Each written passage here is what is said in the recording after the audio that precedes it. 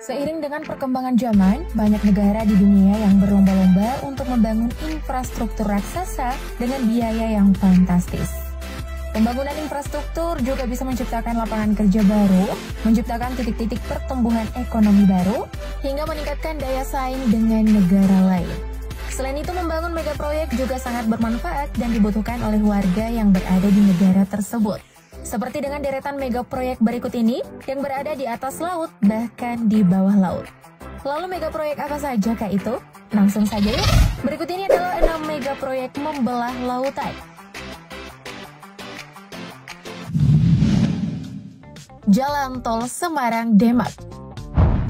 Jalan Tol Semarang-Demak atau Jalan Tol Semarak merupakan jalan yang terbentang sepanjang 24 km yang menghubungkan daerah Kota Medan, Semarang, dan Kabupaten Demak.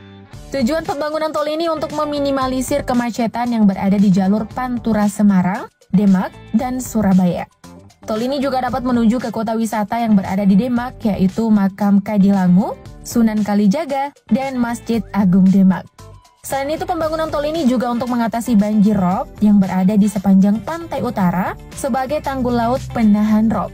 Pembangunan tol yang menelan biaya sebesar 15,3 triliun rupiah ini dimulai pada tahun 2019 dan ditargetkan selesai pada 28 Oktober 2022 mendatang. Pembangunan jalan tol berbasis sea dike ini terintegrasi dengan tanggul laut, di mana struktur timbunan di atas laut diperkuat oleh matras bambu setebal 17 lapis. Pembangunan jalan tol Semarang-Demak juga diharapkan berfungsi sebagai tanggul laut untuk mencegah banjir, khususnya untuk warga pesisir antara kota Semarang, Kabupaten Demak, Jawa Tengah.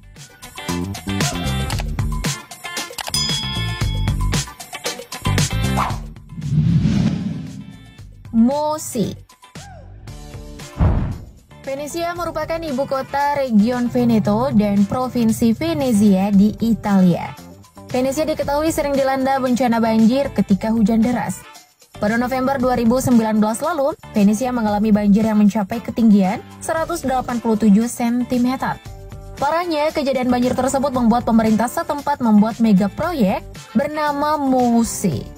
MUSI merupakan Modulo Sperimentale Elettromecanico atau Modul Elektromekanis Eksperimental. Merupakan proyek yang ditujukan untuk melindungi kota Venezia, Italia, juga Laguna Venezia dari banjir. Proyek ini dimulai pada tahun 1987 oleh Kementerian Infrastruktur melalui Otoritas Air Venezia dan perusahaan konsesi Konsorsio Venezia Nuova. MUSI ini dibangun di 3 pintu masuk utama, Lajon Gerbang Lido, Gerbang Malamocco, dan Gerbang Chioggia. Proyek MUSI ini memiliki 78 gerbang yang dipasang di dasar laut. Masing-masing pintu itu memiliki panjang 92 kaki, lebar 65 kaki, dengan berat 300 ton. Ketika MUSI ini tidak aktif, MUSI ini akan berada di dalam laut. Dan ketika aktif, MUSI ini akan naik ke atas dan akan mengalami gelombang pasang laut.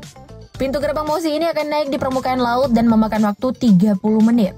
Sementara saat akan turun, pintu gerbang tersebut akan memakan waktu selama 15 menit.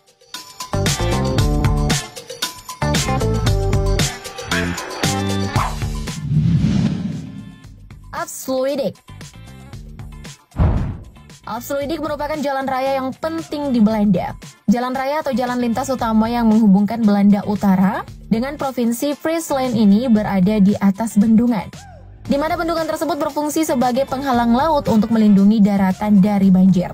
Afsluitdijk ini memiliki panjang 32 km yang menutup IJsselmeer dari Laut Wadden. Jalan raya yang berada di atas bendungan ini merupakan bagian dari Rijksweg 7 yang menghubungkan Holland Utara dan Friesland. Megaproyek ini mulai dibangun pada tahun 1927 dan selesai dibangun tahun 1932. Afsluitdijk juga merupakan karya modern pertama di Belanda. Membentang sepanjang 32 km dengan lebar 90 meter, bendungan ini terlihat seolah membelah lautan. Bendungan ini dibangun dikarenakan banjir besar yang melanda Belanda dan tak kunjung berhenti. Hingga pada tahun 1920, dimulailah pembangunan dengan sistem menguras dan mengeringkan laut. Bendungan Afsluitdijk ini juga dipercaya menjadi salah satu keajaiban konstruksi negara Belanda.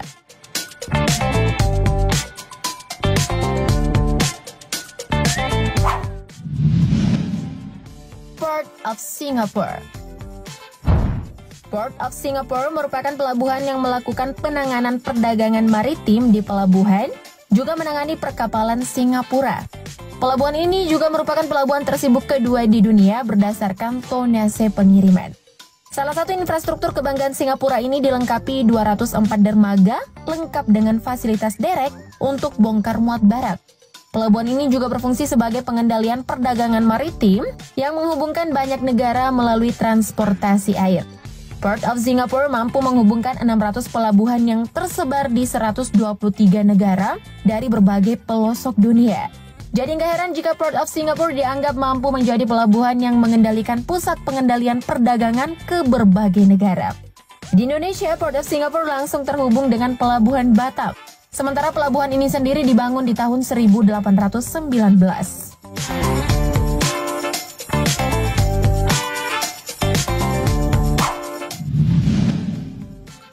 Bawah laut Norwegia. Sebagai salah satu negara maju, Norwegia membangun sebuah infrastruktur tol bawah laut yang panjang dan juga canggih. Terowongan yang dibangun dari Kristiansand hingga Trondheim ini diperkirakan mampu menghemat perjalanan dari 21 jam menjadi 11 jam.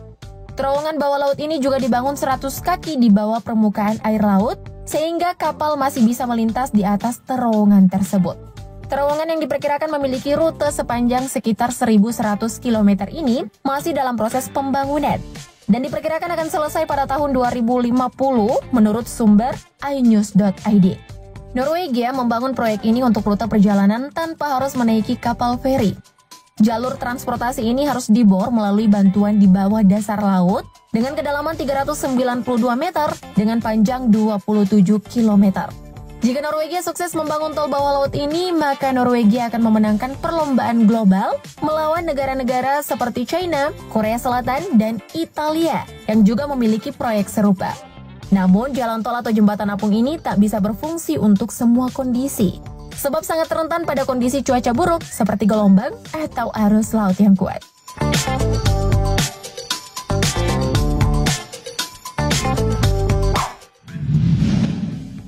Dinding Laut Semangem, Korea. Dinding Laut Semangem adalah tanggul yang terletak di pesisir barat daya Semenanjung, Korea. Tanggul ini juga merupakan tembok laut buatan manusia terpanjang di dunia yang memiliki panjang 33 km. Tanggul ini membentang di antara dua tanjung dan memisahkan Laut Kuning dan bekas muara Semangem. Saat pertama kali diumumkan, konstruksi dinding Laut Semangem mengundang kontroversi. Sebab kelompok pencinta lingkungan memprotes akibat dari tanggul tersebut terhadap ekosistem pesisir lokal. Hingga Mahkamah Agung memberi penolakan di tahun 1999 dan tahun 2005 pengerjaan proyek dihentikan sementara. Namun pada akhirnya proyek ini kembali dilakukan dan selesai di bulan April 2006. Dengan selesainya konstruksi Semangem, dinding laut tersebut baru dibuka pada publik pada 27 April 2010. Tanggul laut ini dibuat dengan memiliki 4 fungsi, yaitu sebagai sistem peringatan dan perakiraan banjir untuk melindungi properti dan keamanan warga sekitar, sebagai sistem lingkungan kelautan yang mengawasi perubahan dalam ekosistem kelautan, sistem manajemen fasilitas yang memastikan integritas fasilitas-fasilitas pendukung, dan sebagai sistem manajemen air yang menjaga efektivitas pengelolaan sumber daya air. Semoga informasi tadi bisa bermanfaat ya. Thank you, update lovers.